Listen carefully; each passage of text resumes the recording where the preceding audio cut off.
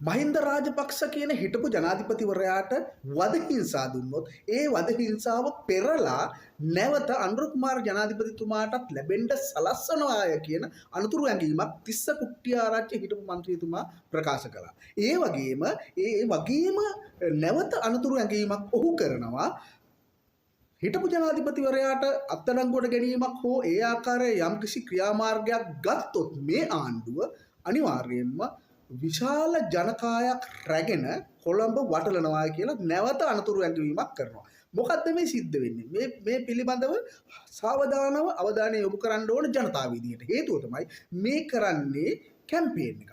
මේ කරන්නේ කැම්පේන් එකක්. මොකද හේතුව තමයි ඔවුන් හොදාකාරව දන්නවා සිදු වෙලා තියෙන සිදුවීම් වලට නීතිය ක්‍රියාත්මක වෙනකොට අකුරටම නීතිය මේ ආණ්ඩුව යටතේ ක්‍රියාත්මක වෙනකොට සිදු වෙලා තියෙන මහින්ද රාජපක්ෂ හිටපු ජනාධිපතිතුමා ඇතුළු අනෙකුත් අයවලුන් සිදු කරලා තියෙන යම් නීති විරෝධී ක්‍රියා සම්බන්ධයෙන් මේ වෙනකොට ලහිලහියේ නීතිය අකුරටම ඉටු කිරීමේ කටයුතු මේ වෙනකොට සූදානම් වෙනවා. අනිවාර්යයෙන්ම එතකොට නීතිමය තත්ත්වයන්ට මුහුණ දීමට මහින්ද රාජපක්ෂ හිටපු ජනාධිපතිවරයා ඇතුළු පිරිවරට අනිවාර්යයෙන්ම සහතික වශයෙන් නීතිය ක්‍රියාත්මක වෙනවා කියලා අනිවාර්යයෙන්ම මේ තිස්ස කුට්ටිආරච්චි හිටපු මන්ත්‍රීවරයා ඇතුළු පිරිවර දන්නවා. ඒ නිසා මේ වෙනකොට මහින්ද රාජපක්ෂ ජනාධිපතිවරයාට යම්කිසි අත්අඩංගුවට ගැනීමක් සම්බන්ධයෙන් වරන්තුවක් හෝ යම්කිසි දැනුම් දීමක් හෝ සිදු නොකර තිබියදී මේ වගේ කැම්පේන් එකක් ආරම්භ කරලා මිනිස්සු නොමග වැයීමේ සහ මිනිස්සු කුලප්පු කිරීමේ සහ මිනිස්සු ඇවිස්සීමේ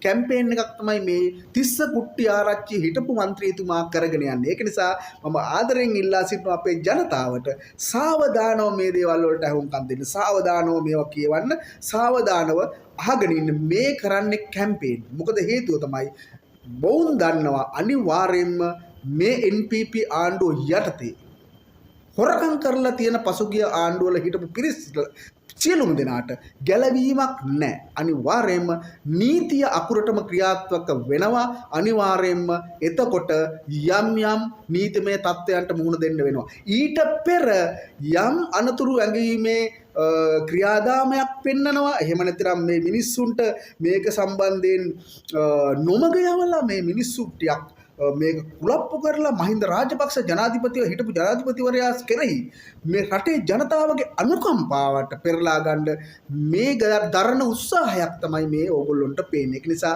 අහුවෙන්න එපා. මේවා ඔක්කොම කැම්පේන්. ඒ නිසා මේ කරන කැම්පේන් වලට අහුවෙලා ඕගොල්ලෝ මේ රජය කෙරෙහි දක්වලා තියෙන විශ්වාසවන්තභාවයේ කිසිම පළුදු වීමක් ඇති කරගන්න එපා. අපි බලමු මොකක්ද වෙන්නේ කියලා. එහෙනම් ආයුබෝවන් සියලු දෙනාට.